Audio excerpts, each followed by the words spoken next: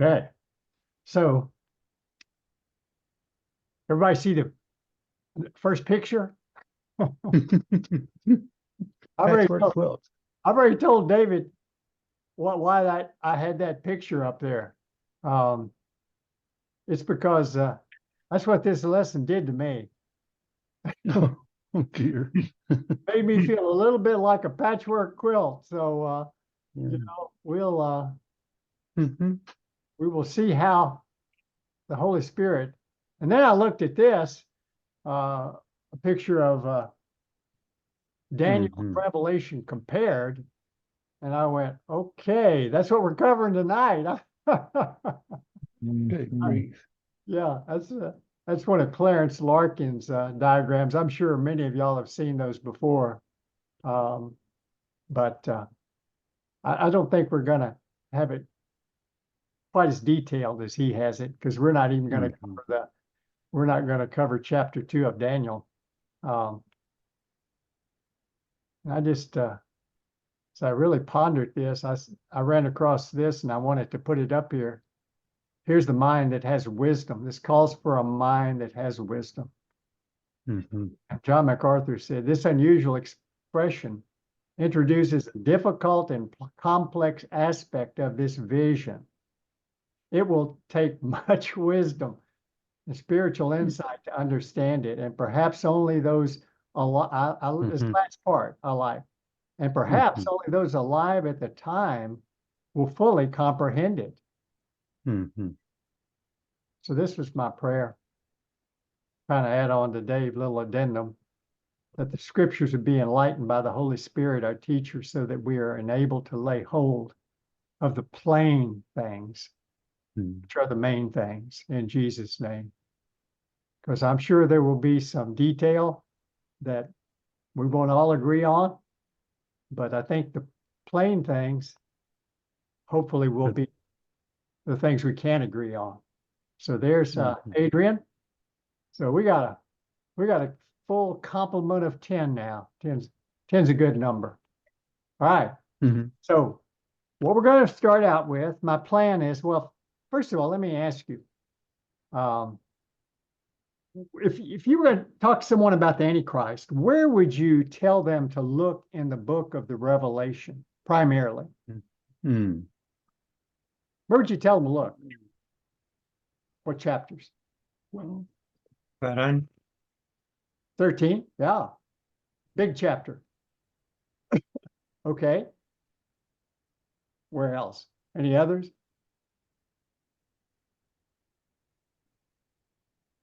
Just testing your memories.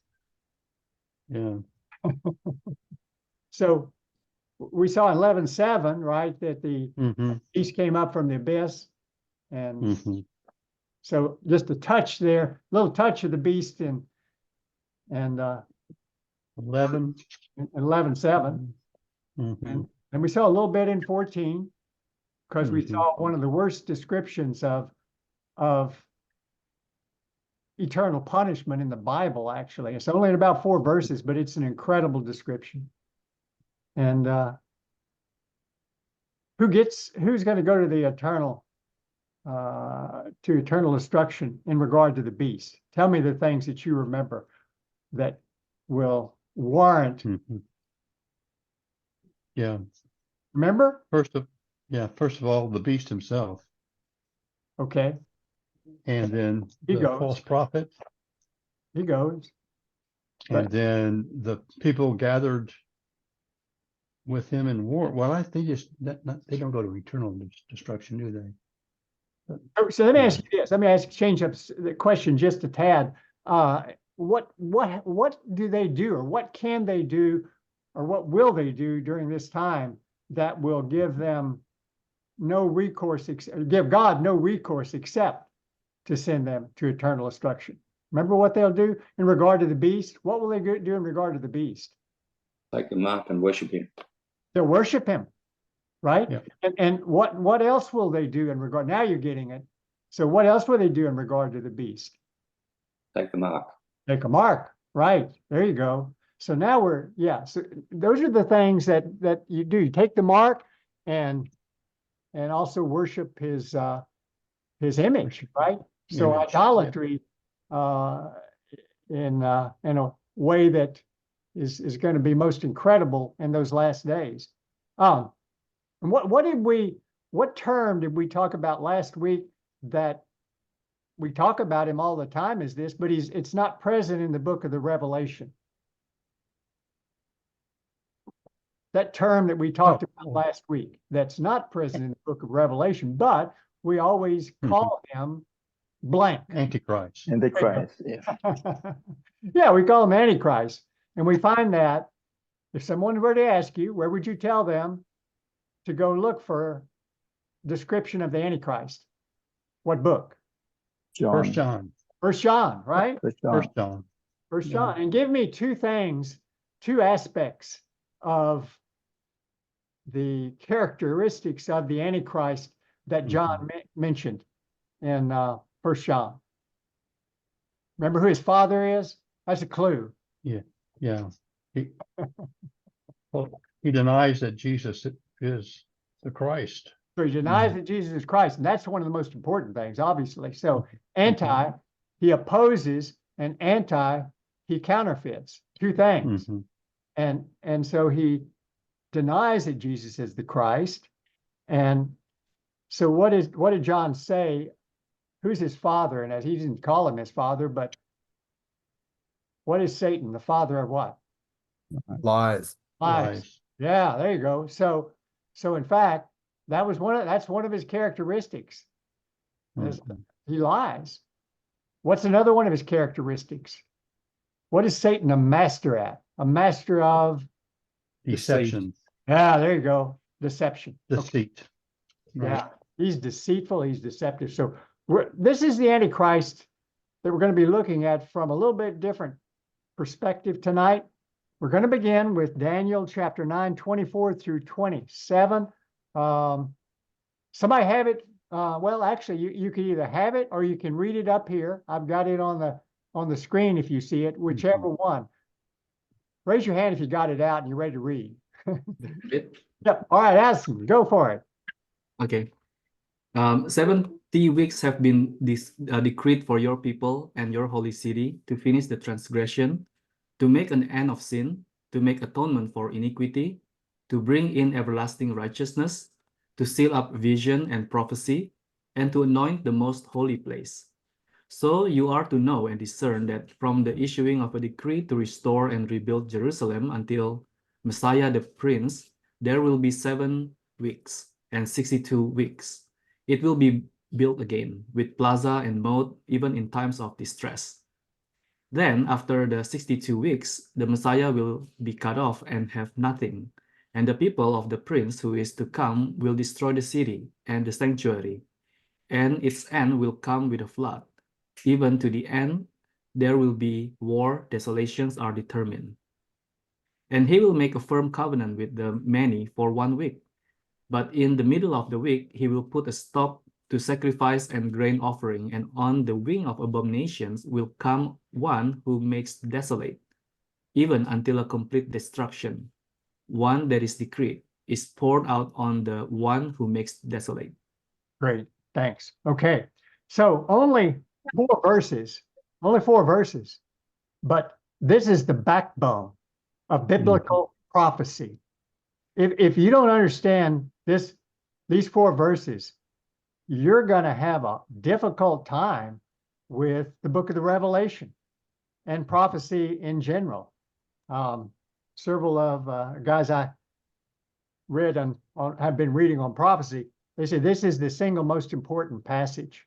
And several of you may have heard me say this, but I know several Jewish people who come to know Jesus Christ based solely upon this passage.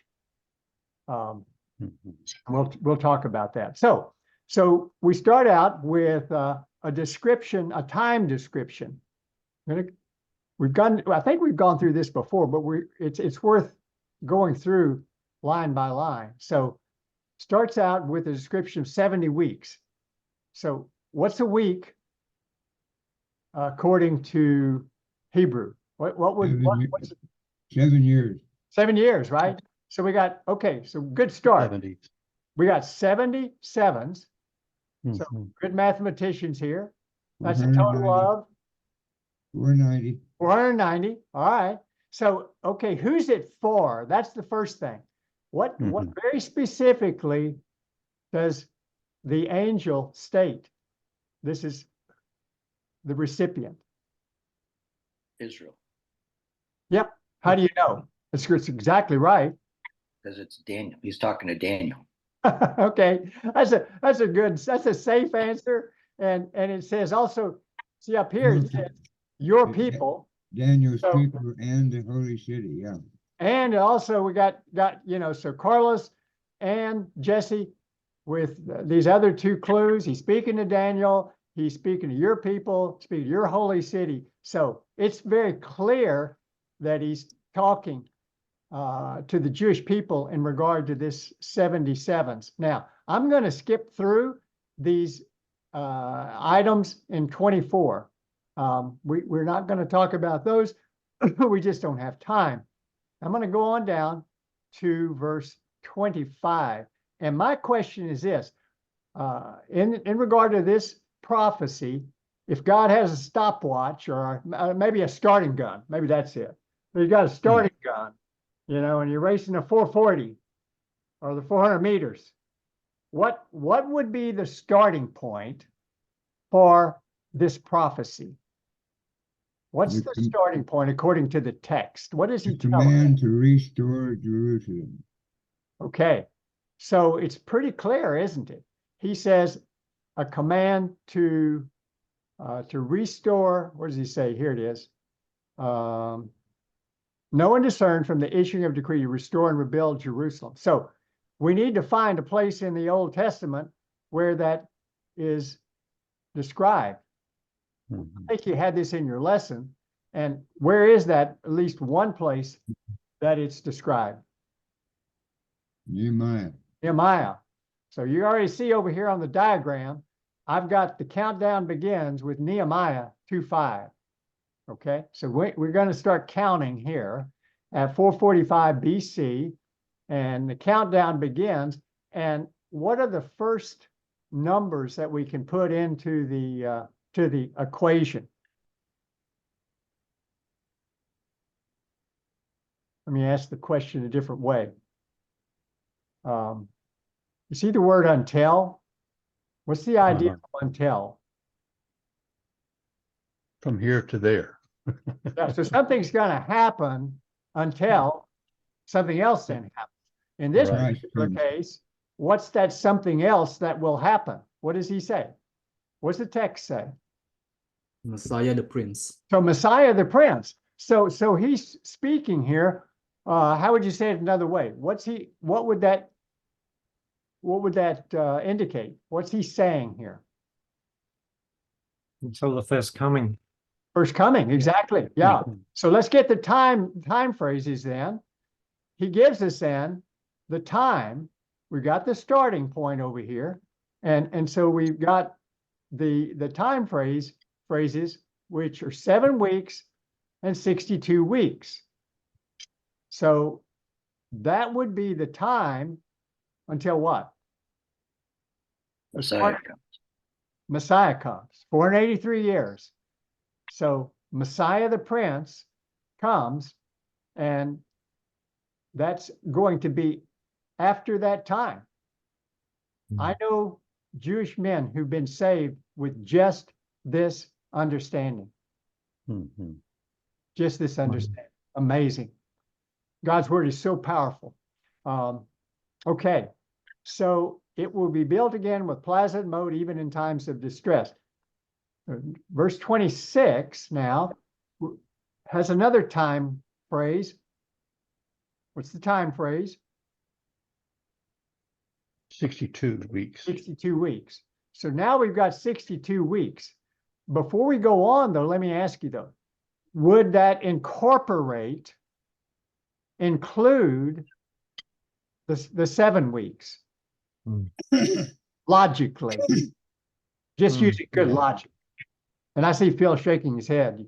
Yes, I agree. I mean, even though he doesn't repeat, because I've heard people say, well, he doesn't say 7 weeks here. Well, Mhm.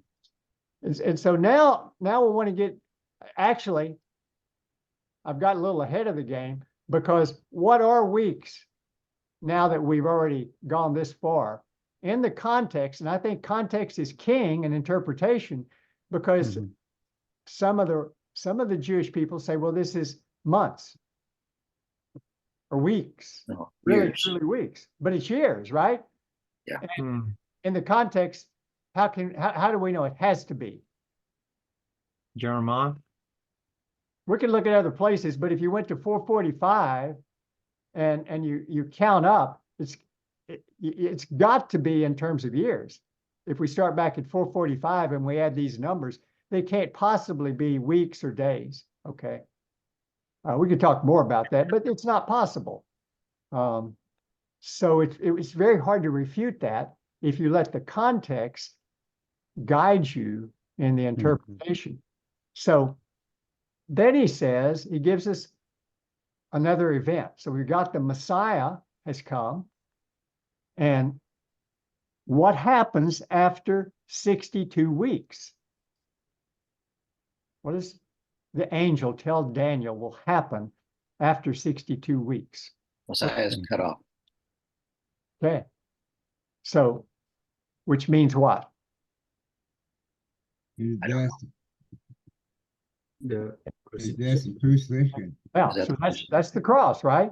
So here we've got his first coming, we've got his crucifixion, and then what does he tell us? He adds some more detail. What else does he tell us about the time after the 7 weeks and the 62 weeks? The What else destruction will of happen? Jerusalem. Okay, so, and what happens in the city and the temple? It's destroyed. Okay, so we've got the city and the temple now destroyed. And when did that occur? We know from history. It's not here in the text, but we know 70 from BC history. or 70 So this is 70 AD. AD. So we're moving along from his birth to his crucifixion to the destruction of Jerusalem and the temple. Okay, what now? Who destroyed the city and the temple? Rome. The Romans. Okay, so in the text specifically, that's true historically. What does the text tell us though? It will be with a flood. Well, the people of the prince who is to come. Okay, so that phrase right there, the people of the prince who is to come will destroy, there it is, the city and the sanctuary. Is that fair? Yeah. So who are the people? And you've already answered it, but I just want to make sure we've got it. Who are the people that do this? They're not. So this is Rome, right? No. As Carlos said. Yeah. So this is Rome that destroyed. So far so good. We all of these prophecies have been fulfilled. I mean, this is like, to me, making 2 points. We've got Jesus coming, we've got the destruction. It's like making 2 points on a line, on a graph. And if you line them up and just can draw a straight line from those two, you see where I'm going with that. Because we're going to get into some stuff that hadn't been well, we'll see. Has it been fulfilled?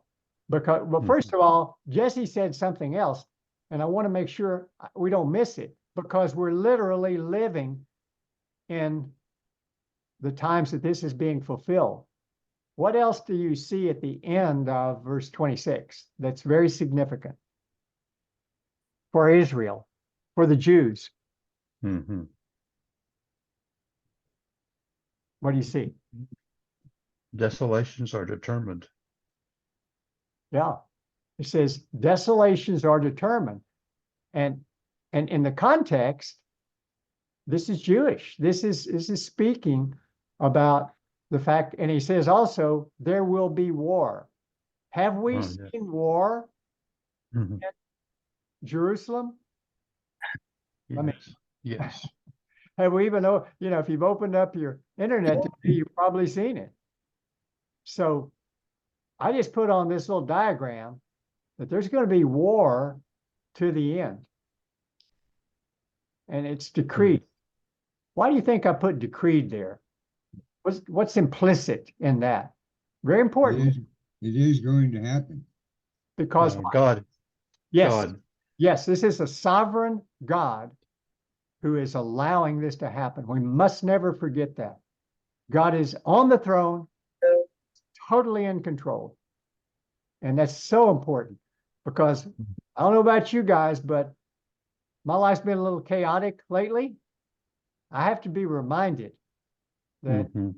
God is still on the throne. He's still in control. Now, okay, let's move on then. In verse 27, and it says, he will make a firm covenant. So the question is, who is the he? Who is the he? Mhm. And the good The rule, prince who is to go come. ahead. Yeah, go ahead. The prince who is to come. Yes, because why? Why did you say that though? I mean, you're exactly right. I want you to teach us. Because he's the nearest antecedent in Yeah. the previous verses. Yeah, and what's fascinating is some of your commentaries, where they jump to? Messiah. Exactly. They jump all the way back up to Messiah, before. So, and obviously, they misinterpret the passage because of that. So good hermeneutics would say, let's check the nearest antecedent.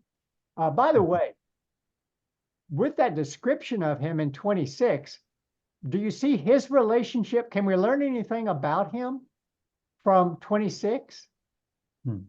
What's his association? That's what I would ask. Mhm. He's an enemy to Jerusalem. I mean, He's an enemy that. to Israel. He's that for sure. But He's what? a desolator. Okay. Let me read the text and see. Well, he's an enemy of Messiah because he's cut him off. Okay. All those answers have some veracity to them. Yes. I'm looking at right here at the people of the prince who is to come. So he's the people of the prince. So who's the prince seem to be associated with here? Antichrist. The people, right? Right. Oh, okay. Who are the people? His followers, What nationality? What ethnicity? What nation? the Romans. Anyway, just thinking with you. All right. So, okay. So what's he going to do in verse 27? This is where it gets very hot, so to speak. He's either going to make a covenant or enforce a covenant. Okay. So the idea is to cut a covenant. He's going to cut a covenant with the many. So who are the many?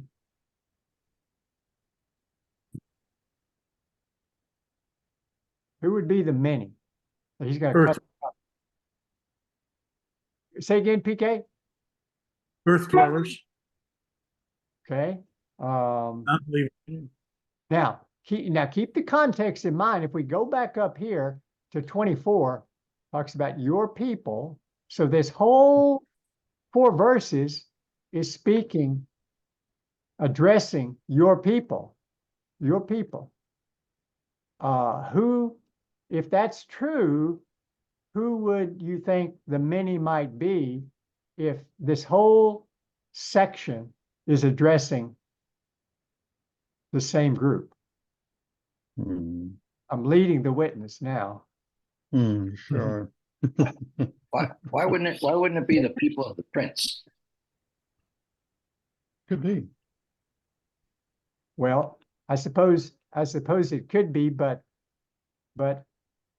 I doubt if the rest of the context would fit, because he makes a covenant with the many. Now, I want to make sure Well, I mean, there's a break that follows in the middle of the week. He will put a stop to sacrifice and grain offering. Okay. So, And so that means yeah. the sacrificing and grain offering people are the Jews, Jewish people. Did everybody hear David's reasoning? Yeah. Sound good? Yeah. It's pretty sound, I think. So yeah. So he's talking. So he makes a 7-year covenant, my diagram, with Israel.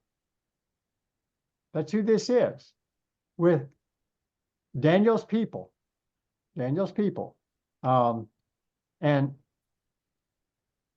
David is exactly right because it talks about sacrifice and grain offering. Now, has this ever occurred? Can we identify this in history that a man has come on the scene and made a covenant with Israel such as this? Well, you'd have to go all the way back to the Maccabees. But was there a covenant made? Antiochus Epiphanes. That's the closest one I could come to, but yeah. Yeah. So, but there was no covenant. In fact, he did an abomination himself in the holy place, sacrificed a pig in the temple, but he should have cut a covenant. Now, so implicit then, if there's going to be sacrifice and grain offering, what would we have to have at this point in time? What has to be present? A temple.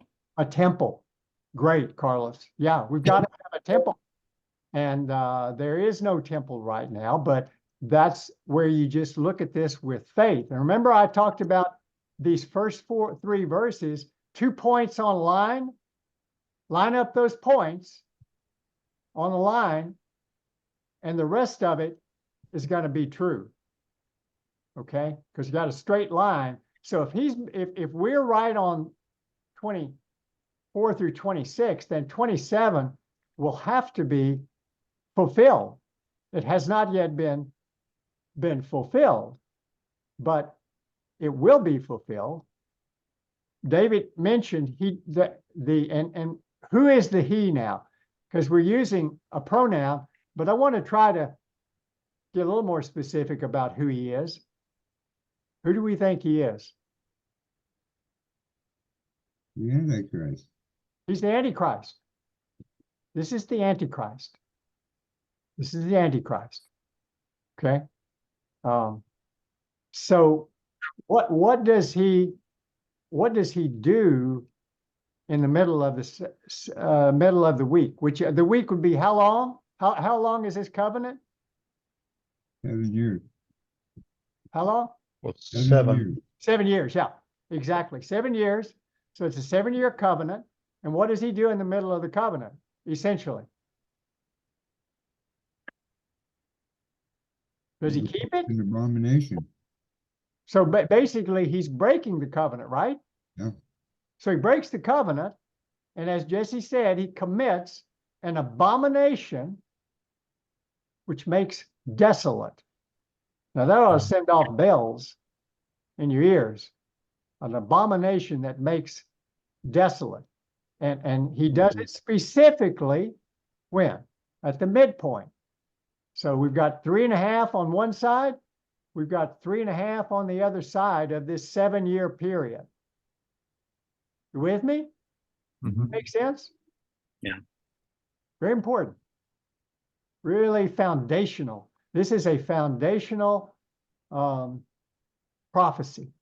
And you can see why, particularly now that we've got this 7 years and we've got 3.5 on one side and 3.5 on the other.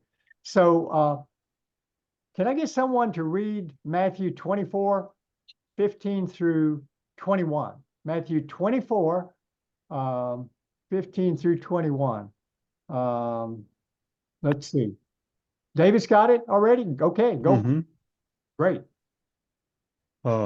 15. Therefore, when you see the abomination of desolation, which was spoken of through Daniel the prophet, standing in the holy place, let the reader understand, then those who are in Judea must flee to the mountains. Whoever is on the housetop must not go down to get the things out of there that are in his house. Whoever is in the field must not turn back to get his cloak. Woe to those who are pregnant and to those who are nursing babies in those days. But pray that your flight will not be in the winter or on a Sabbath. For then there will be a great tribulation, such as not occurred since the beginning of the world until now, nor ever will be. Unless those days had been cut short, no life would have been saved. But for the sake of the elect, those days will be cut short. How far do you want me to go? I'll tell you what, skip over to, well, hold your place and we'll come back to you. I'm gonna have you read in just a second. Let's go ahead and analyze that first. So what's the description in verse 15 that relates to this 70 weeks of Daniel? What do you see there? What's described in verse 15? The Abomination of desolation. Okay, so the abomination of desolation, same words that he's used in Daniel 9:27. So we'll put Matthew 24:15 through 21 at this midpoint, right? Mm-hmm. Okay, and Mm-hmm. that's like a gun at a starter, you know, starting a dash. So the gun goes off, and what does it signify when the gun goes off? With the abomination of desolation, one standing in the holy place that Daniel spoke about. So he gives us a segue to parallel this with the book of Daniel, which, by the way, teaches us that Jesus believed that the book of Daniel was fully inspired, which obviously a lot of theologians, not obviously, but I can just tell you, a lot of theologians don't believe that. They don't believe it was written by Daniel. They can take that up with Jesus. So, so the question is, and don't want to miss it, because it's really important, what occurs with that abomination? What's associated integrally with the abomination of desolation? What do you see? Tribulation. So the great tribulation. Well, let me ask you the question then. If that's true, if you look at this diagram that I've got up here, can you tell me where the great tribulation, what would be called the great tribulation? This entire 7 years, or the last 3.5? Last 3.5. Excellent. You had just refuted 2 or 3 of the commentaries I read today. Seriously. I know. I mean, you're being very, and I don't want to be trite or sarcastic even, but there are a number of commentaries that'll call the whole thing the Great Tribulation. That is not what Jesus is saying.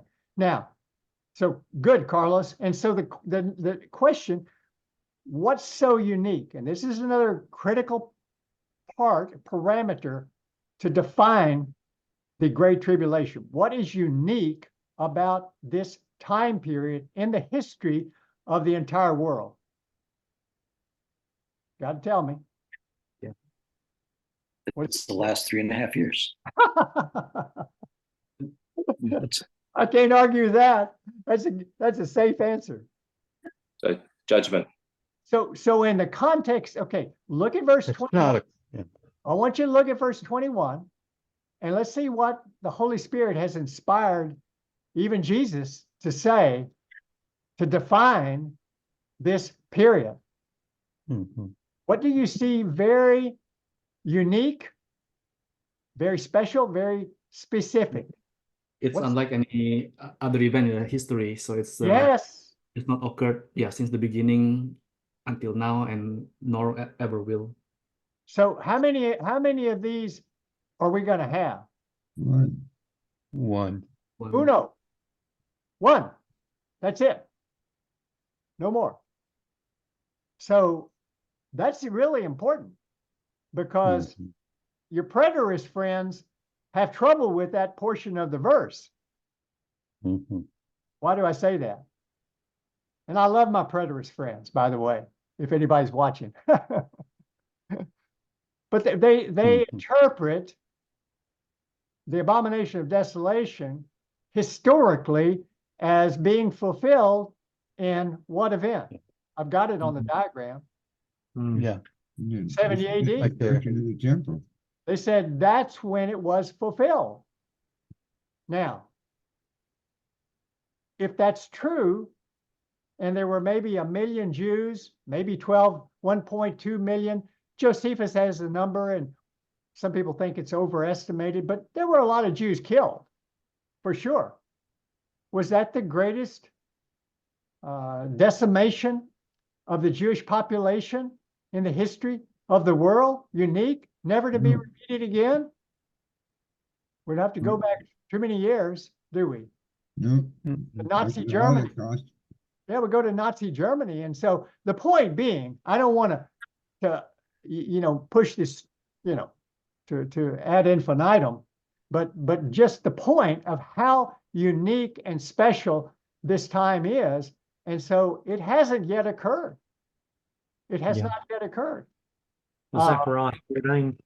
Zechariah 14 says 2/3 of the Jews will be killed. So that's got to be the greatest. Yeah. So Phil's exactly right. Yeah. In Zechariah chapter 13, Mhm. verses 8 and verses 9, it says that 2/3 of Israel will die. 2/3. And that was not the case back even in World War II. So it certainly was not the case in this unique event. I'm belaboring that point because it's one of those. Remember how I had the early slide showing, let's keep the main things, or the plain things, the main things. So whatever you remember about this, remember how unique it is. Remember when it starts. Remember how long it's going to last. And that the whole 7 years is not called the Great Tribulation. I guarantee you, within 2 or 3 weeks, you'll talk to somebody about prophecy, and they'll talk about the whole thing as Great Tribulation. It happens. Not a big deal, but it is a deal. It's important. So, okay. David, go ahead. I hope you held your place. I did. Okay. So I'm keeping my word. So look at Matthew, read Matthew 24, 29 through 30 for us. Just a couple verses. Matthew. Yeah, but immediately after the tribulation of those days, the sun will be darkened, the moon will not give its light, and the stars will fall from the sky. The powers of the heavens will be shaken. And then the sign of the Son of Man will appear in the sky, and then all the tribes of the earth will mourn, and they will see the Son of Man coming on the clouds of the sky with power and great glory. And he will send forth his angels with a great trumpet. They will gather together his elect from the four winds, from one end of the sky to the other. Okay, thank you. So I missed one point before we talk about that scripture that David just read for us. I missed something in 9:27. Mm-hmm. See what it is? One that is decreed a complete destruction. Who is going to get that complete destruction? Mm-hmm. Look at the text. See it? The one who makes desolate, right? Is that fair? Do you see what I'm saying? Or not what I'm saying. You see what Gabriel is telling Daniel? That one who makes desolate is going to be, like I like to say, it's payday someday. And he's going to have a payday. So I'll put that up here. And furthermore, it's decreed. Once again, speaks of what about God? What attribute of God? Sovereignty. Sovereignty. He's totally in control.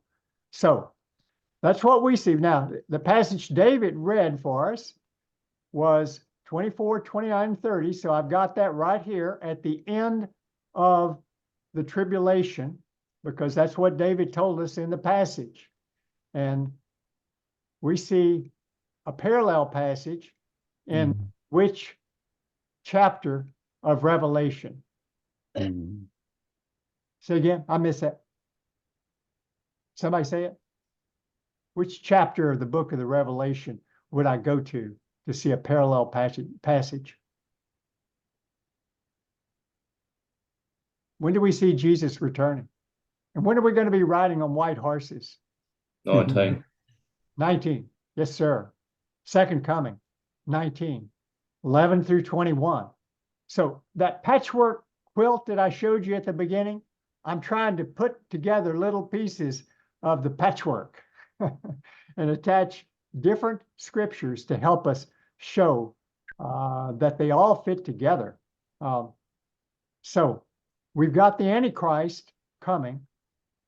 What is his name in this particular passage? Because we're going to come up with different monikers, different names for the Antichrist.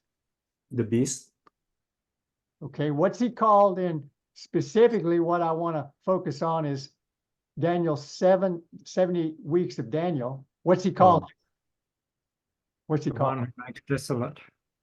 That would be that I like that. And I love it because that tells me the Holy Spirit is teaching. Once again, I love it when he teaches because I didn't think about that, but that's a descriptive name for this man. Yes. Okay. Totally agree. Anything? Is there anything else? What do you see in verse 26? The prince, right? So he's the prince, right? Is that fair? Or am I missing it? So the prince who has to come is the Antichrist, is like Phil says, descriptive name of him, one who makes desolate. Okay. All right. So now let's move to great passage, 2 Thessalonians chapter 1. Verses 1 through 12. Chapter 2. What did I say? Oh, 1. Thank you. Yeah, multitasking is not my forte when I've got 4 screens. I've got 4 screens. You guys don't see it. 4 screens, 2 clocks, 15 observation worksheets like these, and I'm having trouble telling the difference between 1 and 2. Hey, no excuses though. Okay, but we are in chapter 2. So PK, would you be so kind as to read chapter 2 of 2 Thessalonians, verses, go all the way down to verse 12, please. It's entitled The Man of Lawlessness. Now concerning the coming of our Lord Jesus Christ and our being gathered together to him, we ask you, brothers, not to be quickly shaken in mind or alarmed either by the Spirit or a spoken word or a letter seeming to be from us, to the effect that the day of the Lord has come. Let no one deceive you in any way, for that day will not come unless the rebellion comes first, and the man of lawlessness is revealed, the son of destruction, who opposes and exalts himself against every so-called God or object of worship, so that he takes his seat in the temple of God, proclaiming himself to be God. Do you not remember that when I was still with you, I told you these things? You know what is restraining him now, so that he may be revealed in his time. For the mystery of lawlessness is already at work. Only he who now restrains it will do so until he is out of the way. And then the lawless one will be revealed, whom the Lord Jesus will kill with the breath of his mouth and bring to nothing by the appearance of his coming. The coming of the lawless one is by the activity of Satan, with all power and false signs and wonders, and with all wicked deceptions for those who are perishing, because they refuse to love the truth and so be saved. Therefore God sends them a strong delusion, so that they may believe what is false, in order that all may be condemned who did not believe the truth, but had pleasure in unrighteousness. Thank you. Excellent. So a very packed passage, to be sure. What is Paul, what's he addressing? What's his concern at the very beginning? Mhm. Look at verse 1. What's he concerned about? What's he want to make sure they understand? They're believing a false teaching that this has Okay. already happened. Okay, so specifically, what does he want to talk to them about in verse 1? What does it say? That Christ has not returned. Yeah, so talk about the coming of the Lord Jesus Christ, right? Mhm. What's the second thing? So there's a second thing. Mhm. What is They that? gathered together to him. Okay, what does that sound like? Our The rapture. gathering together to him. The rapture. The rapture. Okay, I got a little gizmo there to show suggesting rapture. So that's what he's talking about. And so what were they not afraid, but what were they shaken? They literally were shaken like a boat, in water, being washed back and forth. These saints were very shaken by what Jesse mentioned. I believe you mentioned this false teaching. What was the false teaching that was being promulgated in the church at Thessalonica? But the rapture had already happened and they were left behind. Okay, and what were they left behind to partake Face the tribulation. The Roman Empire. of? Okay, but what, and we're going to talk about this in a couple of weeks, but there's a time phrase in verse 2 that's very significant, very significant. Day of the Lord. The day of the Lord. It's like, when I hear it, I go, whoa, whoa. This is the day of the Lord. And they were shaken because they thought now they were entering into the day of the Lord. So so you've got these deceivers coming in. And remember last week, we have many antichrists. And as David, told us, they're deceitful. They tell us things that aren't true. What's the best antidote for deception? Knowing the truth. There you go. Plain things are the main things. Thank you, Jesse. Yeah, let's know the truth. So what Paul's going to do is he's going to tell them the truth to renew their minds, so that they will no longer be shaken. What truths? Give me at least 3 truths that Paul teaches them, that helps them understand they have not entered the day of the Lord. What does he say?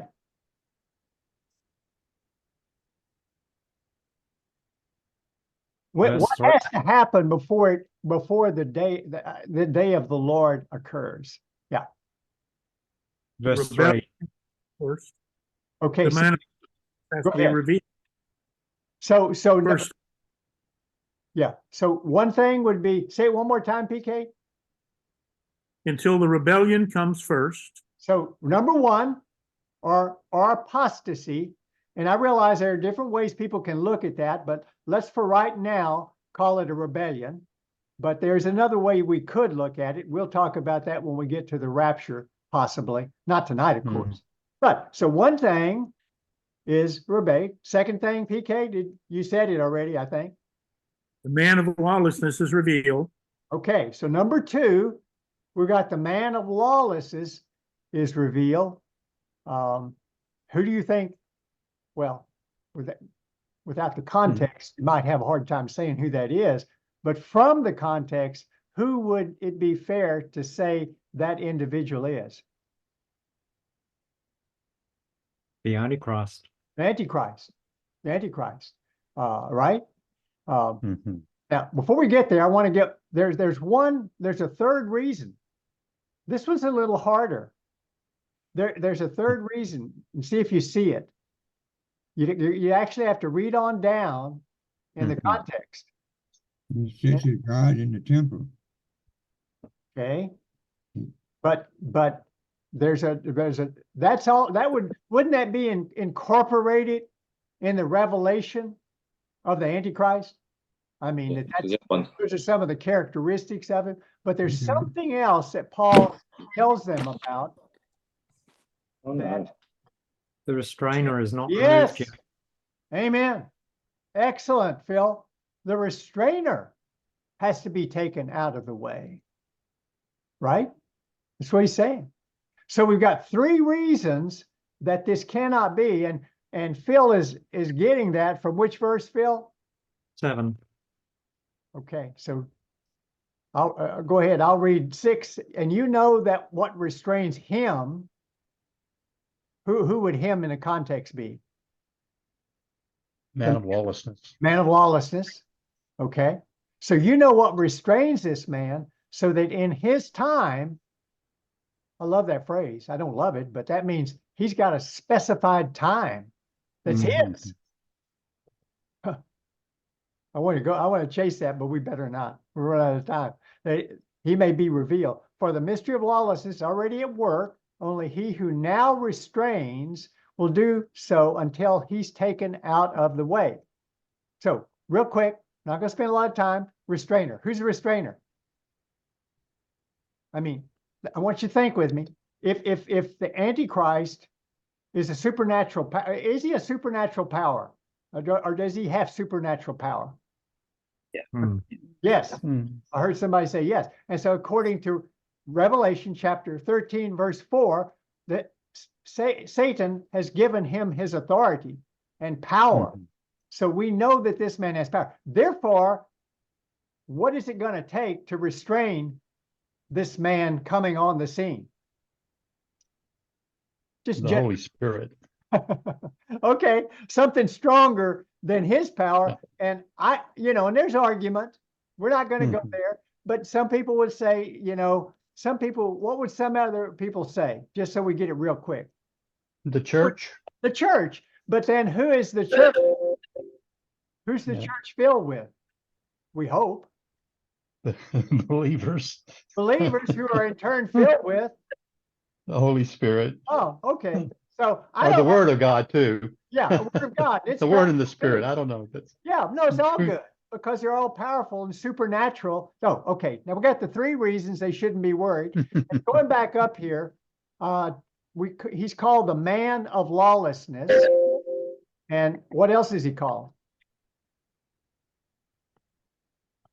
Son of destruction. Son of destruction. When Scripture uses the name of a person, it almost always indicates an attribute of that person. Okay? So the attribute of this person that we're looking at would be what? What would be two attributes? It's repetition in this question, but what would be two attributes that you see in this individual?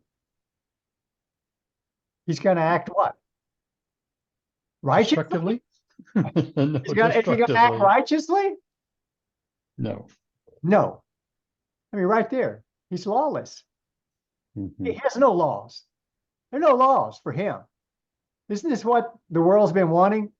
Well, it's going to get what it wants finally in the essence of this man. And what else? And this really fits with lawlessness.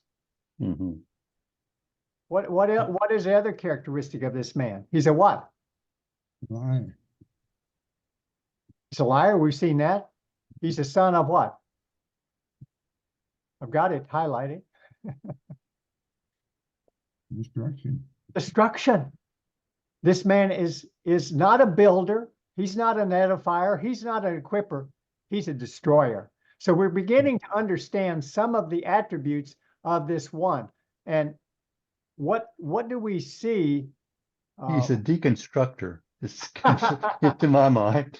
Yeah, no, that's good. That's good. He's definitely a deconstructor. What's his relationship with the Almighty? Opposition. Mhm, Okay, opposing. opposition. He opposes. And what's he talking about here? Every so-called God or object of worship. What do you think he's talking about there? Every idol, Everything. every tree that the animists worship in deepest, darkest jungles. Nothing is supreme to this man. He won't accept anything above him. You see how he's saying that? So as a result of that, what is he going to do that proves his point? He wants to put an exclamation point on his character. And what is that exclamation point in verse 4? He's going to sit upon the throne of the temple. Yeah. So so not only does he oppose and exalt himself over every so-called God object of worship, he takes his seat in the temple of God. It's interesting that he doesn't go to Myanmar and replace the golden Buddha. Tells you who. Yeah. Okay, we lost you, Phil. Lost your I hear you. yeah. It tells you who the real God is, that he's actually gone to Jerusalem and sat in the temple. That's good. It's good. Yeah, like Willie Sutton's Law, where do when you want to rob banks, what do? You go to the banks. I mean, Yeah, you don't go to yeah, pretty simple stuff. So Yeah. Bruce, Yes, sir, Paul. Yes. so just also look at that part there. Remember Satan's I will, or Lucifer I will, and he wanted to replace God. So in effect, he's sitting in the temple like he wanted to do in heaven. Yes. Yeah. You're talking about like Isaiah 14. Yeah. Where he says, I will ascend to the heaven. I will be as God. I will be, Isaiah 14. Yeah, most of you, if you know that's one of the better passages. It probably describes Satan. And it's filled with 5 I will statements, all of them against God. So, yeah. So it's like, that's a good point, Paul. I mean, the apple doesn't fall very far from the tree. I mean, the Antichrist is empowered by whom? Satan. So it should not surprise us that he's going to come against, the creator of Satan. Okay. All right. So, now, I didn't say, I'm just going to throw these in there because we're going to run out of time, but he takes his seat in the temple of God. I placed Matthew 24:15 as a parallel. Why have I done that? When he takes his seat in the temple of God, and he displays himself as being God. The abomination of, Yeah. That's the abomination of desolation, is it not? Is that fair? So we know we're at the midpoint of the 7 years. We know he's broken the covenant with the nation of Israel. That was a 7-year peace accord. I mean, you can see the setup for this. I mean, the world wants peace in the Middle East. This man will proffer give it to him. He will proffer it. He will offer it. He will bring it about. You can see the setup. There are a lot of other things we could say about that. But, okay, so where does he get, I'm going to skip on down. Where does he get his power from? We already said it, but. So Satan, right? So if you look, he's got, and what does that power give him the ability to do? What does he specifically tell us in verse 9? With that power, a dunamis. What does he have? What can he do?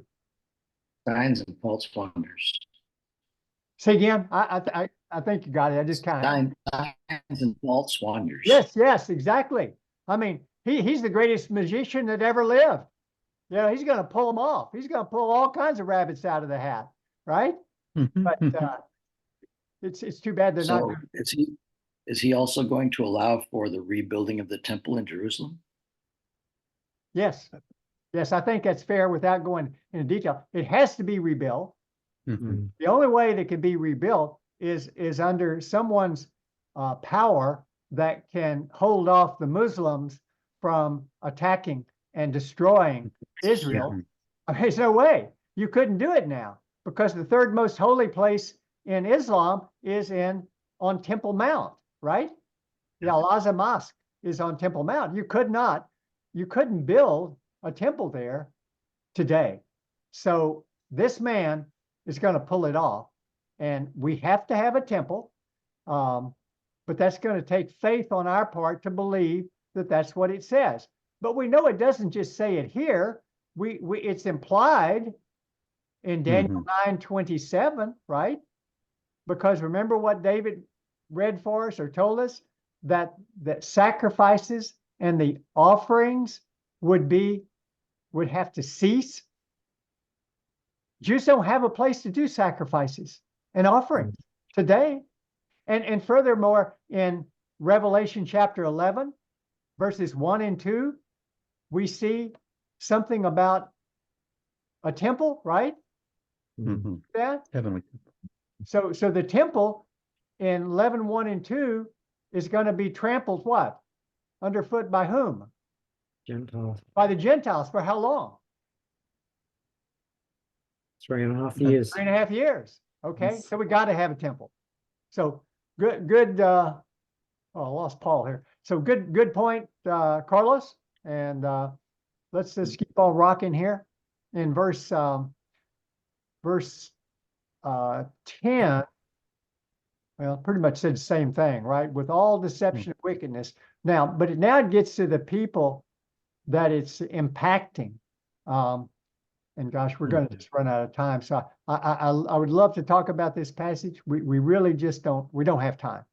What's going to put an end to this man's power, false wonders, signs and false wonders, and his deception that is fooling all of the, by the way, and this PK said it earlier, who's going to get duped? Who's going to get deceived by this man's actions, his signs, his wonders? We've seen that term all through the book of Revelation, looking for a specific term. Who's going to be deceived? The what? Earth dwellers. Yeah, the earth dwellers. The earth dwellers. They're the ones who are going to be deceived, and they will fall for it. And that's as a result of that, they're going to be judged. Let's just go ahead and read it because it's worth reading. And I've had questions about this passage, like, boy, is that really fair of God to do that? Let's read it. So, verse 10, with all deception of wickedness for those who perish, because they did not receive the love of the truth so as to be saved. I want you to see that. They did not receive it, the love of truth, so as to be saved. Say that another way. Paraphrase that for me. These people who are deceived. Again. They're what? We're not born again. They're not born again. They refuse the gospel. Okay. So, and then it starts out, for this reason. Question, what reason?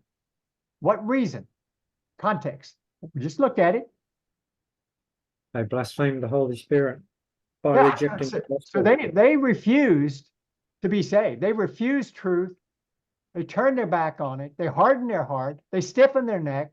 And for this reason, it wasn't that God didn't give them the chance to hear the truth. I want you to see that. God will send upon them a deluding influence. So we have to be careful and not call God unfair. But he does it with a purpose so that they might believe what is false. Boy, that's a heavy passage. But but if you follow the train of thought, they had a chance. They said, no way, I don't want it. I do not want the gospel. God says, okay, I'll send upon you an influence which will deceive you, delude you, and it'll also cause you to believe what is false. Mhm. That's what it says. That's the law of retribution. Mm. Mhm. People, we should Romans 1, say again. Romans in action. Yes. I mean, at some point in time, you know, those people we've been sharing the gospel with over and over and over and over for all these years, God's going to say, okay. And I don't know that time. So I keep sharing. But this passage is frightening to me. At some point in time, he may say, okay, that's it. It's over. Mhm. And he goes on and gives another purpose in that in order that they all may be judged. Look at how he ends. It's like it's got bookends. This is like a loaf of bread with on either side. This has got bookends. This bookend is who did not believe the truth. There it is. Started out with they didn't believe the truth. Ended up with they don't believe the truth. But, and there's the contrast word, the about face military term, 180-degree change of direction. Look what they did. They didn't take pleasure in God. They didn't take pleasure in truth. They took pleasure in wickedness. Their works prove who they were. Okay. All right. Well, that's more the time. But I wanted to run through that passage because my guess is if you haven't been asked by somebody about this passage, I had a pretty mature believer ask me about this passage about 15 or 20 years ago. And to be honest with you, I didn't have a good answer because I didn't really take time to look at it. But if you just walk it through the steps of the text, it's pretty clear. God's pretty serious about rejection. All right. So now one more thing, and we'll finish up 2 Thessalonians. What happens to this one? First of all, give me the names of this man. What are the names? We're looking at the names of this man. What are his names? Review. Son of destruction. Son of destruction. Law. Lawlessness, right? Okay. I don't guess we have any others in this one. Do we? There's one more. I found one more. Look at verse 8. I think that would be a name. You see something in verse 8? More descriptive. What does he say? Whose coming is in accord with the. Oh, sorry. Well, that could be too, but yeah, but I just thought lawless one. It fits with lawlessness. So anyway, all right, okay. Oh yeah. So what's going to put an end to him? How's this 3.5 year period of the Antichrist in full authority, as we saw last week in Revelation 13, and authority over the entire world, as we saw in those passages? How's that going to come to an end? The day of the Lord. What do we see in verse 8? The Lord will slay with the breath of his mouth. Okay. By the appearance of his coming. All he has to do is come. Isn't that amazing? Mm-hmm. And the breath of his mouth. So the lawless one, the Lord will slay with the breath of his mouth, and he will bring to an end by the appearance of his coming. And there's his coming. And there's those white horses, guys. Take your riding lessons, because we're going to be having front row seats to this event. I mean, that boggles my mind. I believe it with all my heart, or I wouldn't even be teaching tonight or instructing. I believe it. All right. Okay. So let's go on, and let's go to Daniel chapter 7. Oh, by the way, I just threw in these passages that parallel. We don't have time to look at them, but I want to show you because the slaying is also described in Revelation 19, 11 through 21. Not a slaying, but a return. David's already read that for us. And we'll see another one in Daniel 11:45, a parallel passage. What we want to try to do is fit these pieces of the of the puzzle together to get a good sense of the identity of this man. Okay, Daniel chapter 1, and wow, time. Good. Has anybody, have y'all, let me ask you a question, because we need time help. Have you read Daniel 7 this week? Yes. No. Okay, so Yeah. David, you also, so most of you read it, Yes. studied it a little bit, okay? Okay, good, good, because we're not going to be able to read the whole thing. We just won't. We'll run out of time for sure. So what is described in what's Daniel's vision in the first 8 verses? That what is unique about the vision, which is similar to something we saw in Revelation 13. Remember in Revelation 13, we saw a beast, and he was described with some metaphors, terms of comparison. So what do we see here, which is similar? Do you see it? What do you see in verse 4? Beast with horns and heads. Oh, sorry. Verse 4. Verse 4. Okay. Different kingdoms represented by beasts. Okay, that's excellent. That's a good summary. I like that. And we saw that. Okay, so we got 4 beasts. They're coming out of the sea. We got a lion, a bear, and a leopard. So thank you. That was really helpful. But we got one that's different. What's different about it?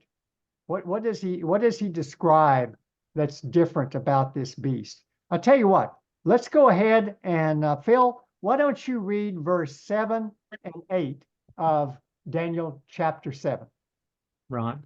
Daniel 7, verse 7. After this I kept looking in the night visions, and behold, a 4th beast, dreadful and terrifying and extremely strong. And it had large iron teeth. It devoured and crushed and trampled down the remainder with its feet, and it was different from all the beasts that were before it, and it had 10 horns. While I was contemplating the horns, behold, another horn, a little one, came up among them, and 3 of the first horns were pulled out by the roots before it. And behold, this horn possessed eyes like the eyes of a man, and a mouth uttering great boasts. Okay, great, thank you. So what? There are several things that are different, but he doesn't even give this beast a name, does he? No. It's not a lion or a leopard or a bear. I call it the DT beast, dreadful and terrifying. but Okay. but what's so dreadful and terrifying about this? I'll go ahead and get it 7. That's really different. What's different in verse 7? Something different about this beast from the others. What does he have? What's on his head? And horns. Large iron teeth. Large iron teeth. And at the end of the verse, what else does he have? 10 horns. 10 horns, right? You know, he's got 10 horns. And what does Daniel see in that vision related to those 10 horns? There was one little one that came out of them. Okay, so we've got a little one that comes out of the 10. And notice the word among. Among. Yeah. That's important. Why do I say that? He comes from among the 10. He would be It seems to be, go ahead. Yeah. yeah, an additional horn. Okay. That's the way I look excellent. at it. No, great. That's it. That you're just letting the text speak for itself. That's a great observation. He comes out from among the 10. So what numerically would he in fact be? The 11th. The 11th. Doesn't say it here, but he's the 11th, right? Everybody with me on that? Okay, so we got this one. He's a little horn. I'm going to call him. You'll see in my PowerPoint. I'm going to use LH. I call this man the LH, and we'll see if he resembles anybody else we've seen. So he has 10 horns. Only place you're going to find 10 horns in the Bible is in 2 books. You already know it's 2 books. 9 places. Yes, Revelation and Daniel. Exactly. That's the only place. Coincidence? I don't think so. Okay. Okay. So the little horn came up among the 10, and 3 of the 10 were pulled out by the roots. That's what he says. A little horn right there. Actually, it's kind of big right there at that point. So now this goes back, I kept thinking of a question that Carlos asked last week about the beast. And he said, well, is the beast a beast? You know, and then we looked at Revelation 13:18, which talked about the number, the number is the number of a man. Now, what do we see about this little horn that might parallel that? What do you see at verse 8? Has eyes and a mouth like a man. There you go. Pretty hard, pretty hard to argue with it, isn't it? So we're starting to build a case. If we're prosecuting attorneys, I suppose we'd be building a case to see if this is a man that is wanted on the wanted posters, so to speak. So that's about all we can get from that. One thing more. Okay. Uttering great boasts. Oh, I thank you. I missed it. I'll have a drink to that. Did we ever see that? Now, that's a very significant statement that David makes. Did we ever see that with the beast in Revelation 13? Remember? What let's see. Let's see if I can find it here real quick. So so in Revelation 13:5, there was given him a mouth speaking arrogant words and blasphemies and authority to act for 42 months. So over here in Daniel, we have a man who, as Carlos said, possesses eyes and a mouth, and as David says, he's uttering great boasts. He sure sounds a lot like Revelation 13:5. Is that a fair statement? Yes. Okay. I don't want to lead the witnesses. Well, so it just for clarification, this was the one we looked at last week in 13:18. His number is that for the number is that of a man. All right. Okay, so this next section changes scenes. Verses 9 through 10. Where's the scenery changed to? You can pick it up pretty quickly. Is this on earth? In heaven. This is in heaven. Okay, this is in heaven. And who's there in heaven? The name of one we definitely want to pay attention to that name. The Ancient of Days. So the Ancient of Days is there. And what is the setting? And you can see toward the end of the text what the setting is, what's going on. What do you see? What's happening? What's getting ready to happen in this heavenly scene? Getting ready to open the seals. What is it? Okay, look at verse 10. Let's look at the text. Yeah, look at verse 10. So, first of all, he describes that a court sat at the end of verse 10. The court sat, and books were open. Okay. All right, excellent, David. So we got the court, so we got a courtroom setting, and we have books. The books were open. Now, go ahead. I'm going to read for time's sake, the next two verses real quick. Then I, Daniel, kept looking because of the sound of the boastful words which the horn was speaking. You see the repetition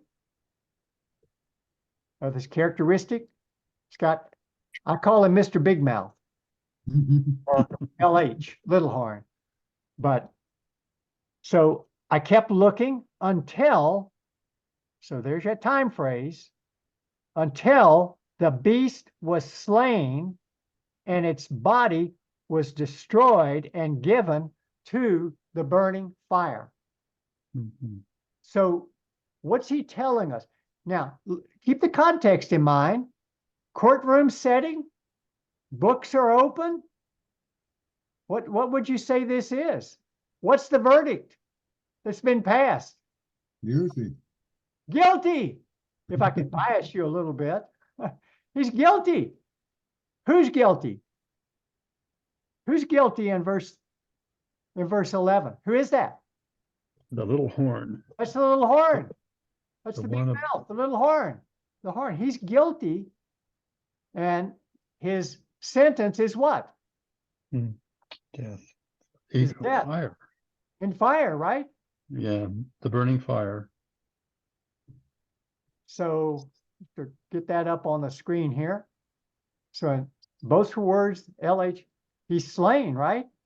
And his body is given to burning fire. Do we see anything in Revelation where the beast was slain and his body was thrown with the false prophet into the lake of fire? Absolutely. We did, didn't we? In Revelation 19, 9, 9 or 19, I'm sorry, 19, 19, and 20.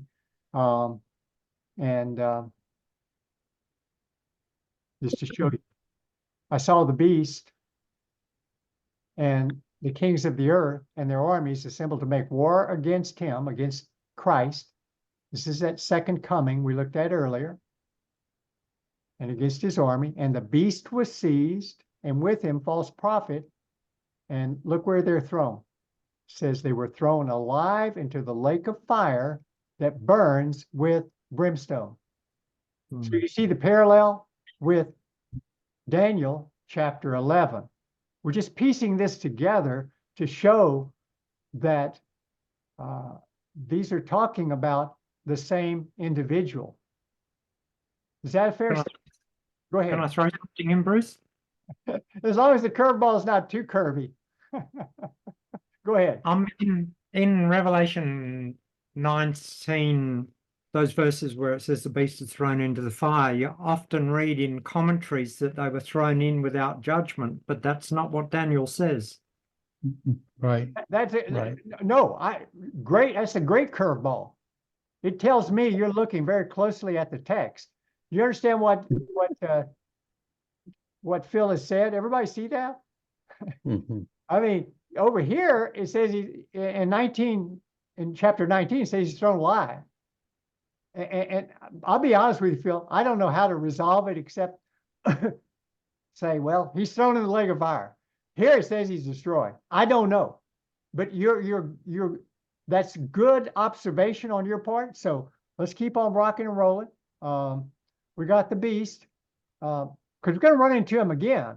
This is a really difficult chapter that repeats things, but it's just so chock full of information. And we're at 8 o'clock, which is not a good sign. I'm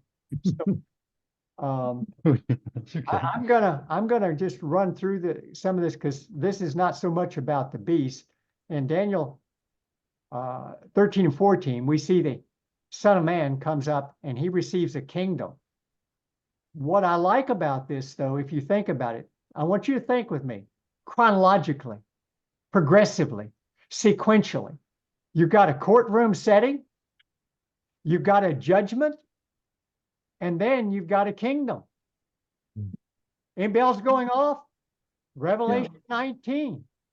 Yeah, and there it talks about, remember, there's also, he's been judged already. Yeah. in Revelation, Yeah. the judgment occurs, oh gosh, early. Remember there was that before, I can't remember exactly now where, I don't have all that stuff before me, but where there's a synopsis at early where it talks about the judgment that's been passed. Okay. Okay, well, I just want to Oh, make the gosh. point that the judgment occurs here and then the kingdom occurs. In Revelation 19, we have the judgment. What occurs in verse 20 or chapter 20 of Revelation? Mhm. The kingdom. Mhm. Just a thought. Not going to press it too hard, but it's something I thought about. So Daniel wants to know. He wants to know what's going on. He wants an interpretation. And Addison, can you read 15 and through 8, I guess 15 through 18, please? Okay, sorry. 15 through 18 of okay, right. So Yeah, Daniel 7. Yeah, sorry. Daniel 7. As for me, Daniel, my spirit was distressed within me, and the visions in my mind kept alarming me. I approached one of those who were standing by and began asking him the exact meaning of all this. So he told me and made known to me the interpretation of these things. These great beasts, which are 4 in number, are 4 kings who will arise from the earth. But the saints of the highest one will receive the kingdom and possess the kingdom forever, for all ages to come. Okay. So his interpretation is pretty straightforward. 4 beasts equal 4 kings at this point, right? Is that fair? And then the saints will possess the kingdom forever. Kind of goes back up to what we saw up here, that the King of Kings gets the kingdom, but the saints get the kingdom. Is that bless your heart a little bit? It should. So because we're going to share in the kingdom. I mean, he's the anyway. So let me summarize where we've gone so far. Beast in Daniel 7, 1 through 7. Got the little horn with the big mouth that's boasting coming up amongst the 10, as shown here. And then we've got him thrown into the burning fire. So he's destroyed. Now let's go to 19 through 28. And obviously we cannot read that whole section. So I'm going to pick out section things to ask you about as we kind of walk through that. So in verse 20, we see a repetition of a fact that we've seen before. We've seen a couple things in verse 20. So you have to help me on this because we're not going to be able to read it all. Verse 20, what do you see there that we've seen before? The 10 horns and the one that came up out of them. Yeah, so we got 10 horns. We got the little horn coming up, but now what's different about him? At the end of the verse. Others. Yeah, he's bigger now. So he's grown a little bit. Okay, so and it says also, we didn't say it, but before whom 3 fell. 3 of what? 3 of the what? The horns. Horns. The 10 3 horns. of the 10, which would leave 7, right? Okay, would that leave 7? Yep, it does. If my mathematics, Carlos? Just on that 7, Bruce, at the last bowl in Revelation 16, there are still 10 kings who actually, Revelation 17, there are 10 kings with the beast who take out the harlot. So he must replace those 3 with obedient vassals. You know, that's a really interesting Yeah. observation. Doesn't really Yeah. talk about it, these 3 being falling in the book of the Revelation. I called Tony Garland, a friend of mine who's written this 1,000-page book on the book of the Revelation, and talked to him today. I didn't call him. I emailed him, and he said, yeah, that's not talked about in the New Testament. So good observation.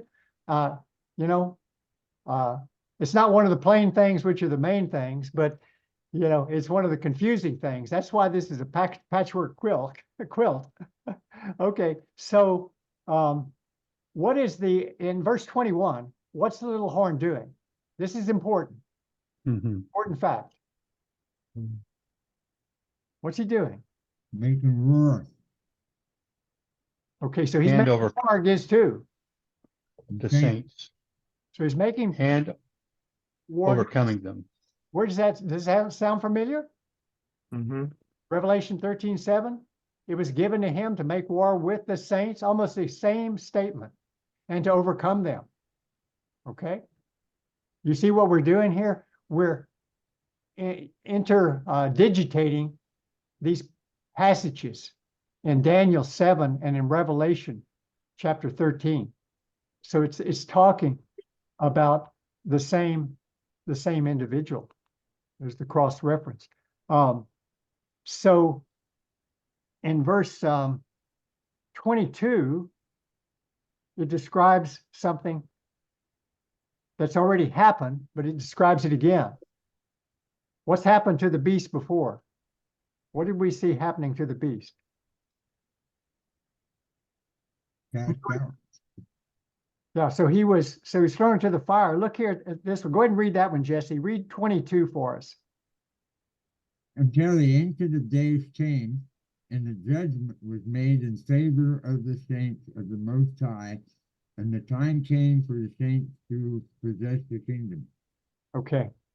It really doesn't talk about the judgment of the Antichrist there, but it does talk about the judgment in favor of the saints. And again, emphasizes again, we get the kingdom. So they're parallel passages. We can't talk about them. Let's go ahead, and I want you to see in verse 23, one aspect about the beast, the fourth beast. There's a specific geographic notation, which is very interesting and very important. What do you see? Has not said that before about this fourth beast. Conquers the whole earth. The whole earth. So now we've got a global situation associated with what? The fourth beast. Make you think, let's think about that a second, but let's keep going. In verse 24, this repeats what we've already seen. As for the 10 horns out of the kingdom, 10 kings will arise, and another will arise after them. We've seen that already, right? And he will be different from the previous ones because he will subdue three of those kings, which is exactly what Phil observed earlier and commented on. So, Carlos, go ahead and read 25 through 27 for us so we can finish 25 through 27. Sure. And he will speak out against the Most High and wear down the saints of the Highest One, and he will intend to make the alterations in times and in law, and they will be given into his hand for a time, times, and half a time. But the court will sit for judgment, and his dominion will be taken away, annihilated, and destroyed forever. Then the sovereignty, the dominion, and the greatness of all the kingdoms under the whole heaven will be given to the people of the saints of the Highest One. His kingdom will be an everlasting kingdom, and all the dominions will serve and obey him. Okay. So, And 20. okay, No, I'm no. sorry, go ahead. Yeah, sorry. Oh, at this point, the revelation ended. As for me, Daniel, my thoughts were greatly alarming me, and my face grew pale, but I kept the matter to myself. So he's pretty upset. Yeah. He's pretty upset. So in verse 20, 24, 25 actually, What's his relationship to the saints? What's he going to do? What's he going to do to the saints? They're persecuted. What's he going to do to the, what's, first of all, I'm sorry. First of all, what's he going to do to God? Mhm. Mhm. What's he going to do to God? Speaks out against Speak him. out again. Okay. Yeah. Why is that important in regard to us associating this man with Revelation 13? Here it is right here. Revelation 13:6. He opened his mouth in blasphemies against God. Mhm. Okay. Same Right. Same thing. Same thing. Now, what else do we see him doing in verse 25? And for how long? Wears down the saints for 3.5 years. Okay. For 3.5 years, you said, but times half a time. So does that, the bells ring with Revelation 13:5? He was Mhm. given authority to act for 42 months. And then verse 7 says, and he was given to him to make war with the saints and to overcome them. Okay. So we see again a parallel between Daniel chapter 7 and Revelation chapter 13. I want you just to see how clearly they're associated. So in verse 25, what happens after his 3.5 years, his times and half a time? In verse 26, I'm sorry, 26. What do you see? What's going to happen to this man? It's going to have a barbecue. Okay, so go ahead and read that again, Phil. This is good to repeat it. 26. But the court will sit for judgment, and his dominion will be taken away, annihilated, and destroyed forever. Pretty clear, isn't it? 3 descriptions of what's going to happen to him. But again, we saw earlier about the court. Now do you see how that courtroom setting earlier that we had seen? We see it here.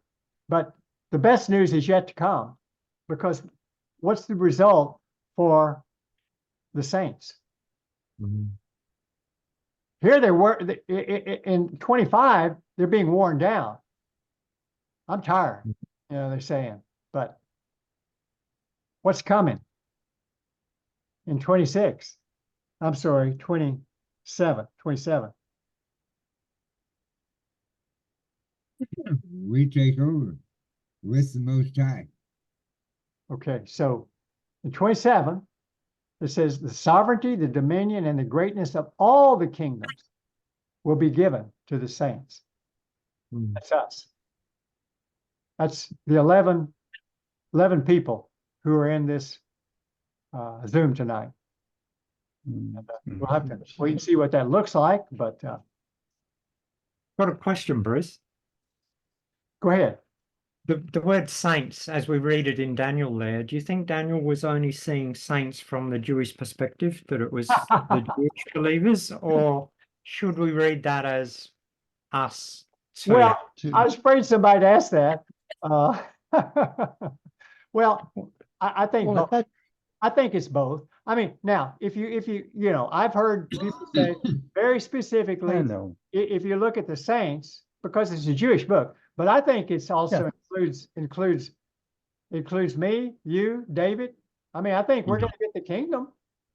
Is that But I think that's because we've got additional revelation. exactly? That's not available at this time. I agree with you, David. I favor what you tend to favor. Tell me what you favor. Who are the that there would be inclusive, this New Testament's pretty clear. Paul is very clear. Don't you know that we will judge angels? No. I mean, good grief. But in terms of the identity of the saints here. So, okay, well, I'm going to do this. I'll just show you.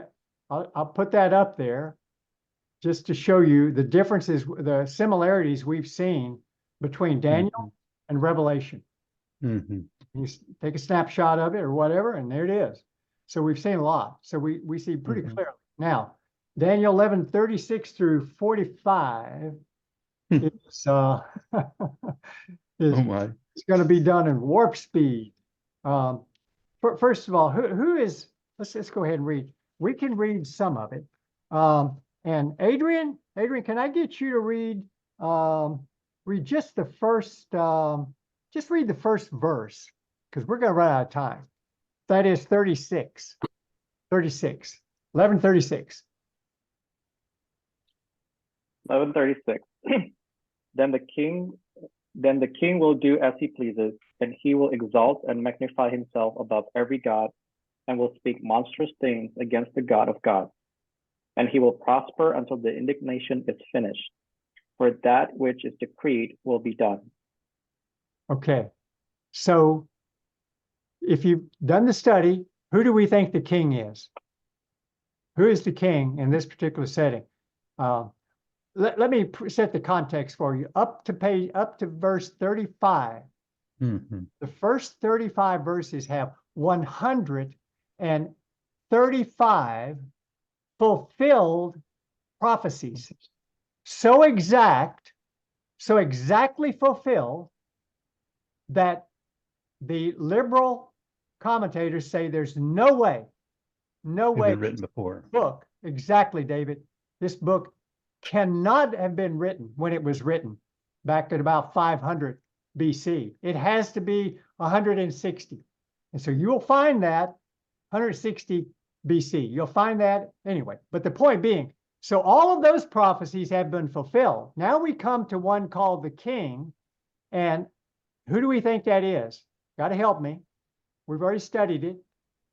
Well, the one who exalts and magnifies himself above every god, Which would be, and speaks monstrous things against the God of gods, which would suggest the Antichrist. the Antichrist. Okay, all right.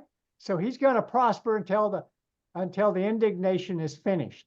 Now, Mhm.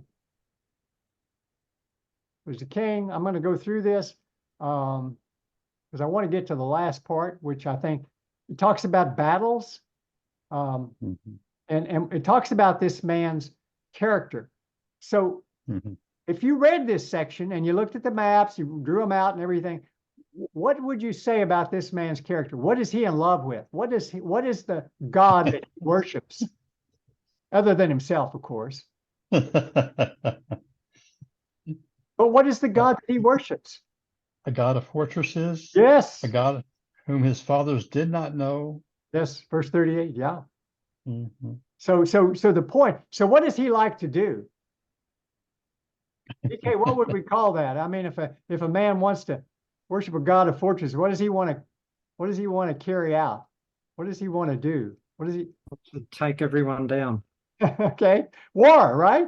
This man wants war, and so that's what he's doing. And so he's getting mad because some people are coming against him, right? We read that in the section. It's a hard section to actually, comment on because there's not a lot of detail. But I'm just kind of going down. He'll enter I want to see where he goes. So this is toward the end of his tenure. Where does he end up?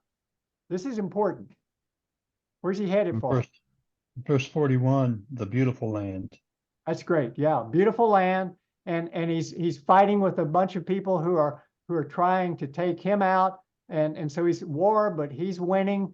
But we'll get to verse 45, and go ahead and read that one for us, Adrian. Verse 45. So you had the first and the last. He will pitch the tents of his royal pavilion between the seas and the beautiful holy mountain. Yet he will come to his end, and no one will help him. Okay. So what's the beautiful holy mountain, you think? Zion. Mount Zion, right? So now this is what I would call, so I got a little map here for you, and I call it the epicenter of the end of the Antichrist. This is where it's going to end. This is where it's going. We're going to be talking about it more in the future when we talk about the battles and Armageddon and so forth. So we've got him coming on a white horse, by the way, we didn't talk about Revelation 6:2. They didn't ask us to. I wanted to, but I will probably do it at some point in time, not tonight. Okay, yeah. The one coming on a white horse, and so the beautiful holy mountain. And this is where it ends. So it will come to his end with no one to help. So Daniel chapter 12, verses 1 and 2. Go ahead and read that for us. Is Paul with us? Paul here? We might have lost him because he's gone in and out, I've noticed. No, I'm here. Which one was it? Yeah. Sorry. Daniel 12, 1 and 2. Okay. Now at that time, Michael the great prince, who stands guard over the sons of your people, will arise, and there will be a time of distress, such as never occurred since there was a nation until that time, and a time your people, everyone who was found written in the book, will be rescued. Many of those who sleep in the dust of the ground will awake, these to everlasting life, but to the others to disgrace and everlasting contempt. Go ahead and do verse 3 also. Verse 3, okay. Those who have insight will shine brightly like the brightness of the expanse of heaven, and those who lead the many to righteousness like the stars forever and ever. Okay, thank you. So it begins with the phrase "at that time." Now, keep in mind, these chapter breaks are just chapter breaks. They're put by men. There's really no chapter break in the beginning. So verse 45 just merges with verse 1. So at what time would we be describing? What has just happened in verse 45 to the Antichrist?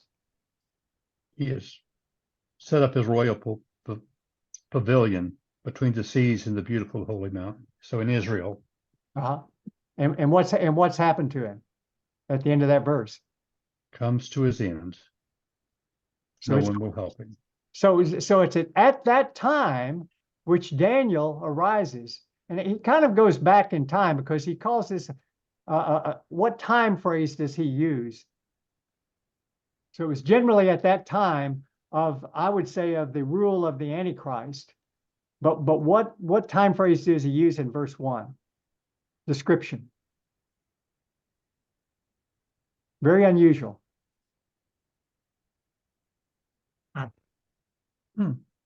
12:1 at that time. 12:1, yeah, 12:1.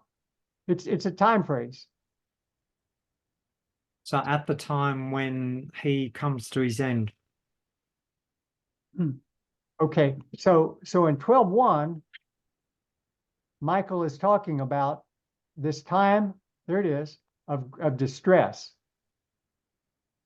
How does he characterize that time of distress? What's unusual about it? How unique is it? Unique. Again, bells going off. What bells are going off? Have we run into another unique time, which was yes, Great Tribulation. This is a synonym, another name for the Great Tribulation, the last 3.5 years. Okay, is that fair? So it kind of goes back because we have the end of the Antichrist in 45, but we have to get obviously that phrase time of distress would have to include this last 3.5 years, because that's what he's talking about, which is exactly what he talked about in Matthew 24:15. Okay, says nothing has never occurred since there was a nation until that time. Now, what's the good news in this passage? And Phil alluded to this earlier a little bit, I think. Yeah, and no, he definitely did. What's the good news in that passage? Is there any good news? It's a bad time for Israel. It's a time of distress. Is there any good news, though? We'll end up shining like stars forever. In verse, let's stay with that. That's great, but in verse 1, anything in verse 1 that's good. Everyone found in the book will be rescued. Okay. So there's a great escape, a great rescue of those who are found in the book. So their names have been written in the book. What does that sound like? The book of what? Life. Like the book of life. They will be rescued. Who is going to be rescued here? Who do you think that's speaking of? All The those. believers. Sorry, go ahead. Say one more Yeah, time. the believers. Believers, yeah. Yeah. The- So, but specifically in the context, now keep the context in mind. You got the remnant of this is Israel. the remnant. These are Jewish. So the perfect parallel is here. and thus all Israel will be saved. Just as written, the Redeemer, the deliverer will come from Zion, and he will remove ungodliness from Jacob. So that's a passage we looked at earlier in Romans chapter 11, and another one in Zechariah. Boy, we're really out of time now. Okay, so first of all, I just want to make sure you see that this time of distress parallels the Great Tribulation. They will be rescued, and we saw that in Romans. We're going to skip through these others. We're going to talk about sleep and stuff in resurrection in lesson 11 and lesson 14. And verse 7, we have this mention again of time, times, and half a time. And I'm just going through these real quick because we just don't have time. I want to get to this last section, and we've got 3 minutes to do one of the more difficult passages in the entire Bible. I'm glad I'm getting a laugh out of you guys, because you're probably not going to be laughing when we're finishing, but we'll just do the best we can. That's all we can do. All right, and the best we can do is go to, let's see, Revelation 17:7. I'm going to read, just save time, and I'm going to ask questions as I read. John's got questions about who the beast is and who the woman is. So that's what he says. He says, and the angel says to him, why do you wonder? I'll tell you the mystery. So now he's going to tell us a mystery. Now he tells us. First, he starts out with the beast. And what does he say about the beast?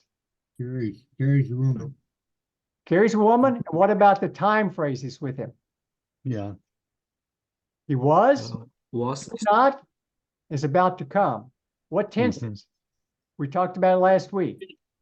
Past, present, future. But in regard to this beast who came up out of the abyss, what is he describing about him? What happened to this beast? We saw it twice in Revelation 13. What happened to this beast? He was what? That's killed. He's killed, right? Resurrected. He was said he was slain, his fatal wound was healed, the whole earth was amazed. Revelation 13:3. So he's describing this beast, and skip on down to 9. We need a lot of wisdom here. And it says the 7 heads or 7 mountains on which the woman sits. And Phil and I've had a discussion on that this week. But if we keep it just real simple, and I can send you some other stuff to read, 7 heads then are what? Perfection. 7 mountains. What are the 7 mountains then? If we just read it and let it flow, let it say what it says. 7 kings. 7 kings. We've got 7 mountains, and mountains are often used in the Old Testament of kingdoms.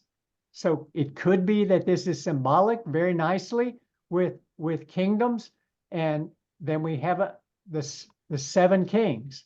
So now we're looking at these horns on his head, and he says 5 have fallen, 1 is, and 1 is yet to come. So now he's not talking about the beast anymore per se. He's talking about the kings. Now if you did your homework, this is going to be super quick. 5 kingdoms that have already fallen. Now here's what I want you to see. The Bible is God centers in so much of the Bible on Israel. If God wore a watch, it would not be Rolex. It would be Israel. That's his timepiece. God is focused in on Israel.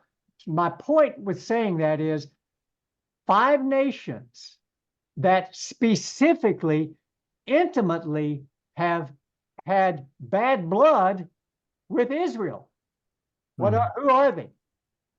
In the past, in the past. Egypt, Assyria, Babylon, those guys. Okay, there they are. Egypt, Assyria, Babylon, Medo-Persia, and Greece. These are not the Roman emperors, which is what a lot of people say, because you have many more emperors. It's very difficult. I mean, you know, if you try to do that. So one of them that exists is when he's writing is Rome, right? And then the one yet to come, what would that be? Possibly. 10 toes. Or Yes. the beast. Yeah. Yeah, the Sure. 10 toes. So I've got a picture here of the European Common Market. I remember Yeah. years ago when John MacArthur was preaching through this, I almost fell out of my chair. He said, just this week, the European Common Market went to 10 nations. 10 nations. You thinking 10? 10 horns, 10. All right. And he said, folks, we're on the edge of eternity. Yeah. He's the best expositor I know, but he did something that's a mistake. He took history and then applied it to the Bible. And you don't do it, you go the other way, because within about 6 months, there were several other members of the common market. So that really wasn't that, yeah. And I don't know, never heard him say anything else besides that. But so then let's look at that. So that was pretty quick on a difficult area, but then the beast, that's the 8th and is one of the 7. Now, how do you deal with this one? This little conundrum, the beast, which is one of the 7. Now, Phil, you said something earlier fascinating, which we started out with 10. Remember what happened in Daniel chapter 7 to 3 of those 10? They flushed out. Yeah, subdued them, got rid of them. And yet the little horn had come up from that group. You with me? Everybody with me on that? Crazy mathematics here. I'm not 100% sure this is the best way to put it together. It's a very intriguing way. So that so think with me. Daniel 7, you got those 10 horns. 3 of them have been subdued or rooted out, pulled out. That leaves 7. But out of that 10 already had come 1 more, right? So that would leave that little horn as the 8th of those 7 that are left. Don't push me on that, because you just think about it. This is a hard verse. I don't think anybody's going to be real. Well, some people might be dogmatic, but not me. I will not be dogmatic. That's just one thought to consider. And we don't have time for others, but he goes on to say the 10 kings have not yet received a power. Their purpose for giving the power was to give it to the beast. Now, this is the passage. I wrestled with this probably 20 hours this week. I couldn't figure it out. So I wrote my friend Tony Garland this afternoon. I don't know if I saved the thing. No, I didn't. I didn't save the answer. He helped me. Here's what he told me. I missed it. This phrase right here, and maybe we want to look at it because we're running out of time, but we're just about finished. Let's look at, let's see, here it is. Verse 12. Verse 12 says the 10 horns which you saw are 10 kings who have not yet received a kingdom. Last week, I told you something incorrect. Or at least I drug it out of you and you bought into it. I think it's incorrect. Tony helped me with this. The key is this is the not yet, I thought was talking about future, but this is from John's perspective, John's time in history. If you take it that way, these 10 have not yet come on the scene for him, for John. Okay. And that's all I can tell you. That's how he helped me with that, because I checked commentary after commentary, probably 50 commentaries. Nobody really answered that. I could not understand. I said, how could they be 10 when, you know, he's pulled out anyway. I'm gonna stop there. And the reason I'm going to stop there is because the Lamb wins in verse 14. We come back with him as the called, the chosen, and the faithful. A good place to always stop is with Jesus. Oh, and I want to stop with Jesus and ask you a question. Is your head spinning right now over the 7 head and 10 horns? Well, here you go. Look at this one. Jesse, you see it? I got to show you, because, man, if I look at it too much, I get dizzy. So I had to have a little humor in here. Look, these are hard, difficult passages for the best expositors in the universe. You guys have done a great job. I think you're hanging in there, and it's great. So I'm going to end with this. Somebody sent me this last week. I think he thought I was tired, and I was. A lot of stuff going on in my life, tired. And he said the great evangelist George Whitefield once said, and I bet you every one of you guys can identify with it. I am weary in thy work, but not of thy work. You see it? Isn't that beautiful? Tired. But it's his work, so we're not weary of it, are we, David? No. We're not. And then in Revelation 14:13 has got a promise that Amen. coming. What a great promise. We'll rest from our labors, brothers. Rest from our labors. Not only that, our deeds will follow after us. We're going to talk about rewards in lesson 14. You don't want to miss it. We don't want to miss that. But we're going to rest, and we'll be rewarded. And I love Daniel. The very last verse, I've loved this verse for 20 years now. Here's what it says. But as for you, Daniel, go your way to the end. Then you will enter into rest and rise again for your allotted portion at the end of the age. Amen. Whoa. Look at what he's telling him. So he's going to come to his end, which is what? He's going to fall asleep. He's going to pass away. What does it promise him? What's the promise? What's he going to enter? Rest. Rest. Brothers, rest. I shouted out, rest is coming for every one of us. You didn't sleep well last night. It's okay. Rest is coming. and then, okay, he's going to rise again. Daniel is going to rise again. You are going to rise again. I'm going to rise again. And you will get your share, your allotted portion, just like he is.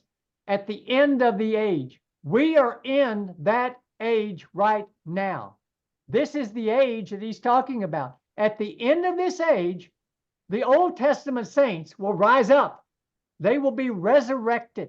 I'm getting ahead of the game. We're going to talk about resurrection in a few weeks. But we're going to be also, but he will also get his reward. So be encouraged.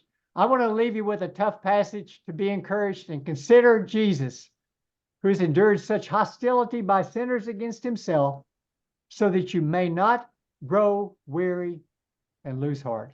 Amen. You don't want to lose heart. So, okay.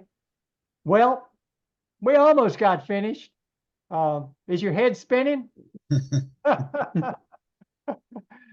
Okay. Well, I'm going to stop.